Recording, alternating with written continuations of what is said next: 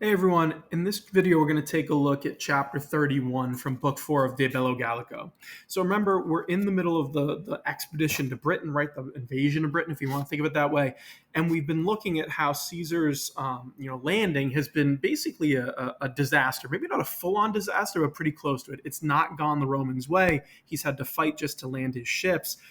He's had to defeat the Britons, right, in sort of a battle on the beach. The storm has come and wrecked his ships. He did get a peace treaty, but we've seen in the past chapter that the British tribes are about to go against it, right? They're not accepting Caesar's treaty because they realize he's in a really vulnerable position as his camp is about to experience winter and he's stuck, right? So these are all the circumstances we've been building to. And in chapter 31, you're going to see kind of the genius of Caesar and his skill as a commander, as a leader, as he works his way out of this problem. So before we dive in, like I always tell you in these videos, the first thing you want to do some pre-reading or find a vocab list, learn the vocabulary. It's really hard to read if you just don't know what the words mean. So it's always a good first step. And you can find a bunch of them, in commentaries. They're all over the place. You should be okay with that. The second thing you want to do is do the read and reread method. So read through this story once, right? Again, I always tell you if you can find a classmate to read it to and have them read it back to you, right? Listening, working on your listening skills, your speaking, your pronunciation, it's always great. But one way or another, read through this once, write down any problem areas you have, whether it's vocab or grammar, then go back and kind of shore up all those problems. So the vocab is always the easiest thing. You can look up a word pretty easily. The grammar can get tricky, so that's where, again, a good commentary will kind of help you out. But you want to kind of work through your problem areas and then go back and read it again. And on that second, third, fourth time, whatever it is, as many as you need to, you should be getting better and better every time. And the list of problems should be getting smaller and smaller. And at some point, you're looking to be able to read through this whole thing, understand all of it without needing any vocab, any grammar help. You might have a minor mistake here or there, that's fine, but in general, get pretty close to perfect in your ability to read this, right? That's how you know you're in a good place and you're ready to move on, okay? So if you haven't done that yet, pause the video, go back, do that. Make sure that you've worked it through on your own, but we'll move through with the rest, and hopefully you've already done that, and this will be just sort of a double check to make sure you're on the right track, but we'll work through it right now and kind of translate it together, okay? So story starts like this, right? The chapter, rather. You have at Caesar, et si nondum eorum consilia cognoverat, tamen et ex eventu naviam suarum, et ex eo quod obsides dare intermiserant, fore id quod accidit suspicabatur. Now, this is actually kind of a tricky line at the end, but we'll work it through a little bit at a time. The chapter starts by saying, but Caesar, right? Remember, we were just talking about how the British tribes are preparing to rebel. You have, but Caesar, although he hadn't known, right, had not yet known to him, their plans, right, eorum concilia. Now, the eorum concilia is referring back to the sort of attack that the Britons are about to do. Their plan to ignore the peace treaty and start disrupting the Romans and hopefully drive them out of Britain. So even though he didn't know that yet, right, he had not yet known their plan. However, right, and you're about to see that he suspects something. So at the very end, you have suspicabatur, right? He was suspecting something, and we're going to see what that is. So you have ex eventu naviam suarum. So, or even before that, you have et, so both and, you have the correlatives there. So both from the event of his own ships, right? Meaning the wreck of his ships, okay? And from the fact that, right, eo quote, from the fact that they had ceased intermiserant, and now that's referring to the Britons, right, the British tribes, they had ceased to give obsides hostages. So those are the two reasons that set off red flags for Caesar. One, he knows that he's been wrecked and he's kind of stranded and he's in a vulnerable position. And two, he realizes that the Britons have stopped sending the hostages they were supposed to do. That's never a good sign, and it implies that something bad is about to happen, right? So he's kind of reading the tea leaves here and understanding that something's about to go wrong, something's not right, even if he doesn't know exactly what the concilia are. He's still very suspicious. So because of these things, right, he suspected, you have suspicabatur, right? And then you have this phrase, fore id quod accidit. So the fore there is really working like futurum esse, right? It's indirect statement, and that's going to be your infinitive. So he suspected that that which happened, right, is kind of one way to do it. That which happened would be. So you could almost translate it as that it would be that which happened, right? Id quod accidit. So it's saying that what actually happened, he suspected would be for a futurum esse, right? You just work it through like an indirect statement. But the idea is that Caesar here is able to predict the attack of the British tribes because he's seeing that there's certain things going wrong, and he's a good general, right? He's able to stop and say, you know what, if I were them, I would attack me too. So he kind of presupposes that they're gonna have an attack, and he prepares for it. Okay. Then you continue on to the next line. You have itaque ad omnes casus subsidia comparabat. So, because of all this, you have ad here, which is expressing purpose, right? Ad in the accusative. So you have for all kind of chances or outcomes, casus, right? All eventualities is kind of what it means. All chances, he prepared subsidia, help or aid. So in other words, he's getting ready for all possibilities, right? So he's getting help ready or aid ready for all the casus, right? All possibilities or all outcomes, okay? Then it continues on. And you have nam et frumentum ex agris quotidie in castra conferebat et quae gravissime afflictae erat naves, eara materia et aere ad reliquas reficiendas, utebatur et quae ad eas res erant usui ex continenti comportari ubebat. Okay, so we have a long line here. Couple different kind of pieces. So you have 4. Okay, so he's preparing for all eventualities. Rather, we just saw in the last line. Now it's going to explain what he's doing. So 4, conferebat, right? He was bringing in castra into camp. Frumentum, right? That grain or corn, right? Food, basically. Grain from the fields, quotidie, every day. So every day he's sending foraging parties out and he's bringing food. And remember, these are the foraging parties that the British are going to start attacking. Okay, that's part of their plan. So he was sending groups out to get food, fermentum.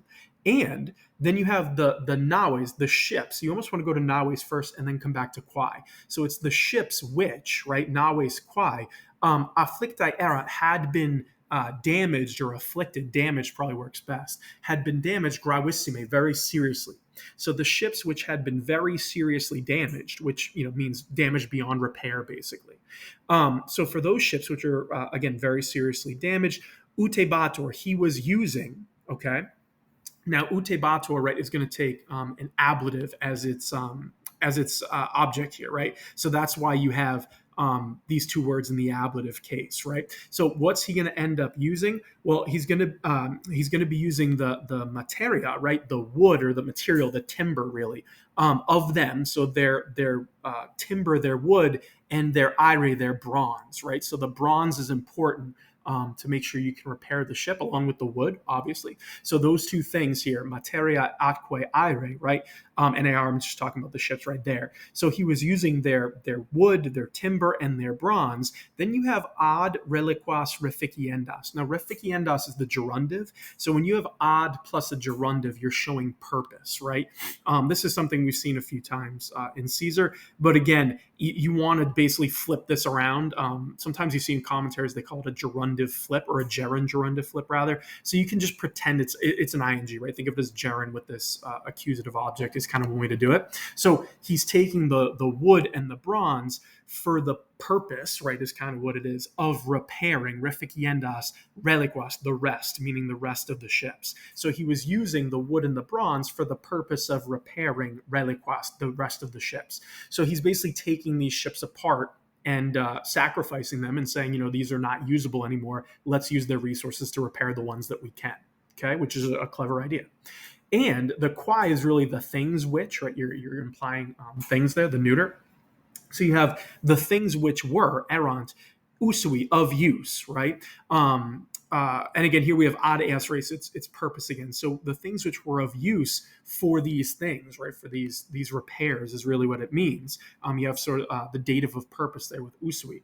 So the things which were of use for these things, these repairs, ubebat, he ordered comportare, to be brought from the mainland, ex continenti.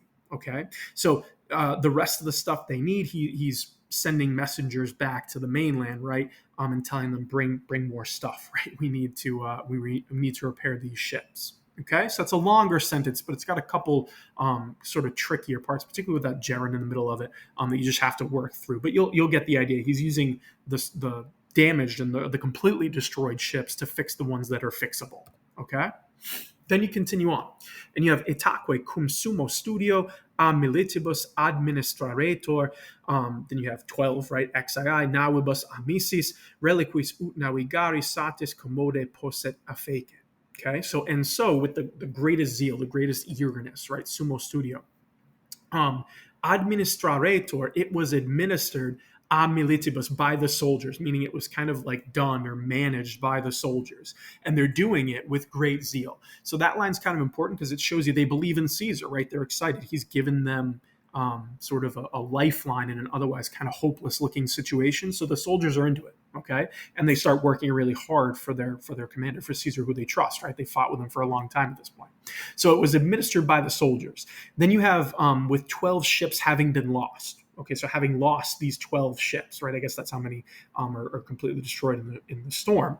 So with 12 having been lost, it was sort of administered by the soldiers that they are able, for the rest, is kind of reliquous, right? For the rest, that they are able to be sailed, navigare, right? They are suitable enough. Satis commode, right? Is the commode part's the suitable, right? So enough suitable. They were suitable enough to be sailed, okay, for the rest of them. So the rest means the other ships that are not completely destroyed. They're sacrificing 12 to save the rest, right? So a fake it here, a translation that a lot of commentaries will put is he brought about, meaning Caesar brought it about, right? So if you put this all together, you can say he brought it about that the remaining ships, reliquaries, were able to be sailed suitably enough, okay, is kind of one translation of it.